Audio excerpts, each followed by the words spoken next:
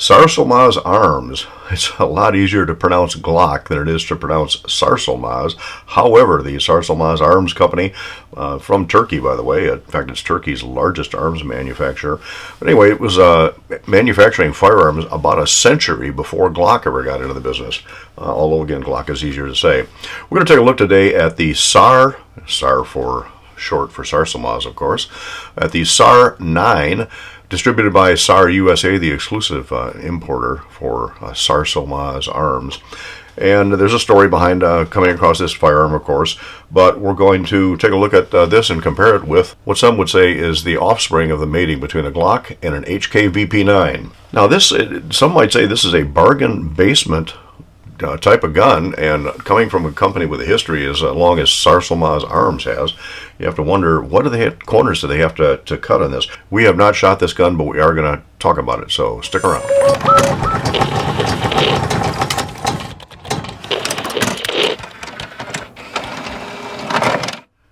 Thanks for joining me today while we take a look at the SAR9. This is the METE model. I was browsing Ann Arbor Arms the other day and happened to see this in a case. It had a Riton optic on it. I was kind of interested in the Riton optic because that is what comes now on the Taurus TX22 Compact that we just, actually we've got the range review coming up on that one. And I happened to see this sitting in the case, and I was talking to one of the salesmen there at Ann Arbor Arms about the Riton optic, and he said, lo and behold, here is one on the SAR9. You can see I'm taking it out of the packet now, and you can also probably see in there why this is a bargain basement gun. Just a quick word. Now, I'm not reviewing the optics specifically, although I am going to certainly be taking a look at that as we get into the review, and particularly the range part. But the Riton optic on this, and I believe this is the Riton 3 Tactics PRD2 or the MPRD2, I'm not sure which one yet, but one or the other. On the Riton website, that lists for like $350. Now, wait a minute. You see the price on this. How can they sell that gun with a $350 optic? Well, actually, the SAR USA has that same optic on it for like $200, but still, that's not quite like getting a free gun, but pretty close to it. They don't even show this one up in the catalog yet. They do show the METE, but not the optic included model. We're going to talk more about that here in a couple of minutes too. So let's take this out, and well, before we even get to that, let's see what else comes with it. 2 mags. These are 17 round mags. Comes with a tool to change your back straps. There are 3 of them. Comes with, looks like the medium on it right now, and it has the small and the large to go with it. Also comes with, this is kind of like HK here, comes with 2 different sets of grip side panels, a couple extra tools, and a couple of set screws there, probably for the sight, but I'm not sure, and a couple of nice cleaning tools, in addition to the usual paraphernalia. So let's get this stuff out of the way, and let's just take a look at the gun itself. As I mentioned, some people consider this the offspring of a tryst between a Glock and an HK VP9. There are some similarities. From the top, the slide looks kind of Glock-ish, being flat-topped.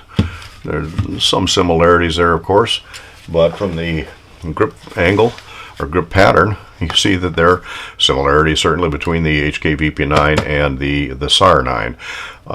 It even looks at first glance like the magazines for the VP will fit in the SAR, but they won't. They're just a hair tighter. And of course, the VP9, at least my model, has the paddle type release, so the catch on the magazine's in front as opposed to the sides on the SAR, which, by the way, we'll talk about magazine release.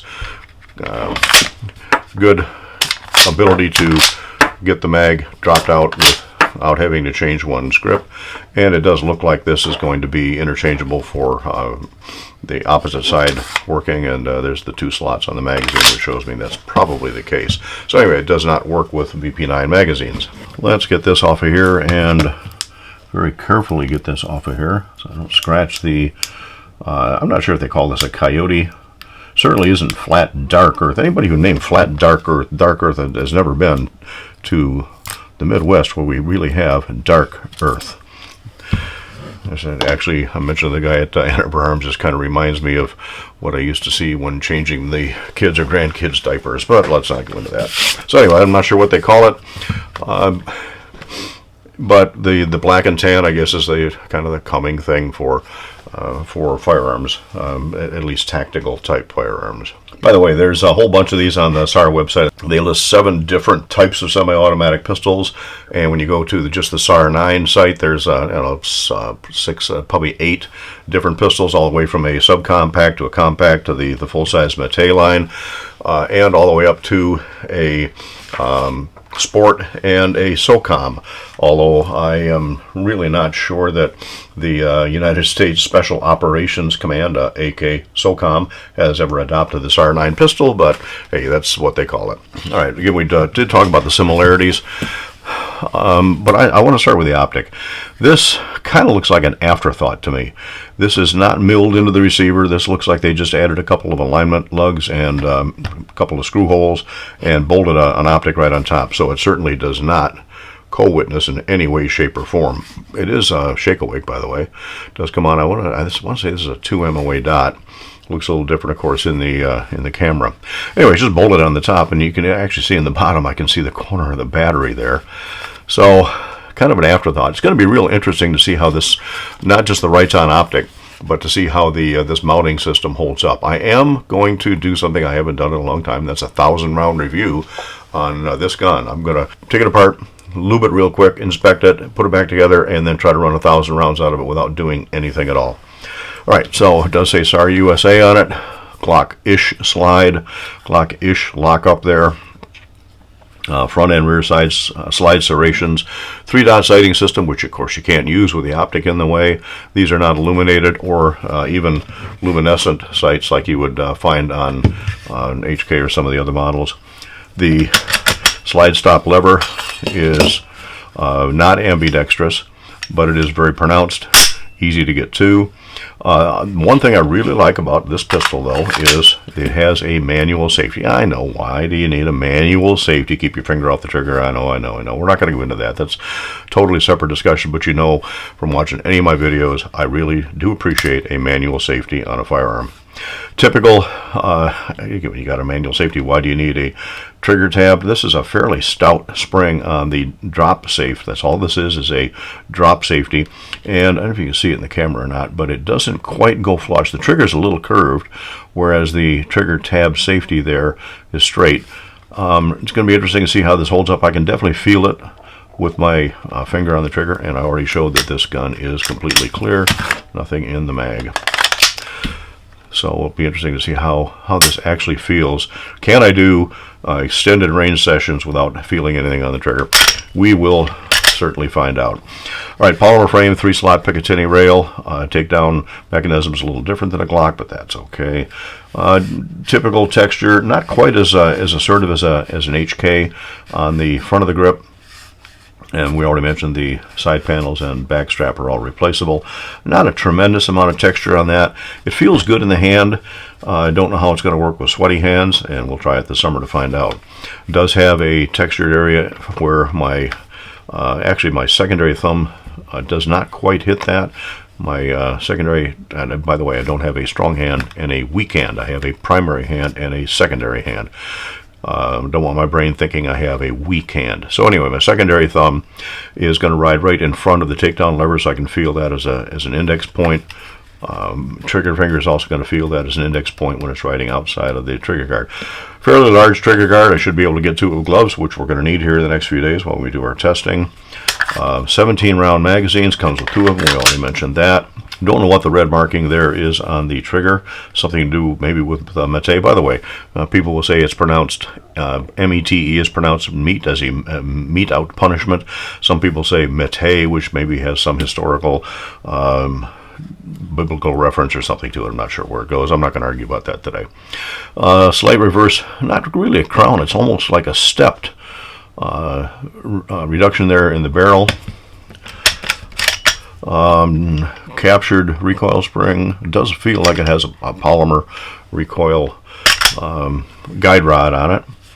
The safety is ambidextrous. It appears as though the extractor is going to also work as a loaded chamber indicator. In fact, let's try that out. And for the YouTube manual viewers, this is a dummy round. There is no primer, no powder. It's just a machined stainless steel piece with a little rubber inset in it.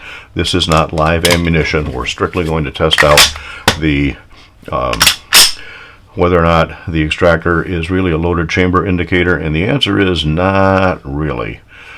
So there is really no loaded chamber indicator on this gun that I can see. All right, weights. We talked about comparison between the SAR9 and the HK and the Glock. When we look at just the SAR9 as is presented right here, with the full magazine and with 18 rounds of ammunition, 17 in the mag and 1 in the chamber. By the way, this is also available if you live in a state that does not believe in freedom. This is available as a 10-round gun and 10-round magazines, even though it's still full size. Anyway, it weighs 34.9 ounces with 18 rounds of 124 grain ammunition, whereas the Glock 17 comes in a little lighter at 32.7 ounces, and the HK VP9T, now this has the extended barrel on it with a thread protector, is at 35.2. So the SAR9 slot's a little heavier than the Glock, just a hair lighter than the VP9. However, neither of those had an optic on it. So when I weigh the Glock and the VP9 with an optic, the Glock comes out to 34.1, still lighter than the SAR9, and the HK comes out to 36.6 ounces. So again, that's 18 rounds plus the optic on it. So the SAR kind of slots in between those two. Trigger is, again, I'm a little concerned about how the feel is going to be on that, but the trigger itself doesn't feel too bad. It's got a fairly stout spring in there for the take-up.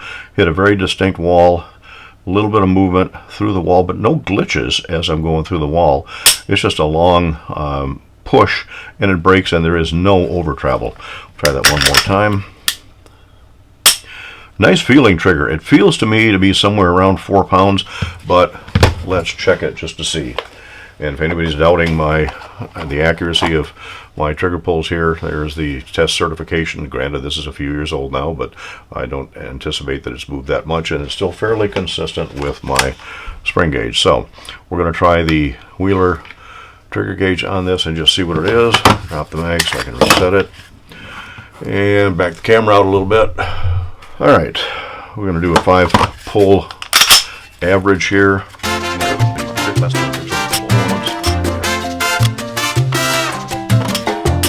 Alright, so a 5-pull average of 3 pounds 11.3 ounces, just under 4 pounds, and we'll see if that reduces at all as we go through our shooting. We'll do an initial range review of this, and then we'll also do a 1,000-round follow-up, or maybe less than that if things don't hold up. We're going to see how it works.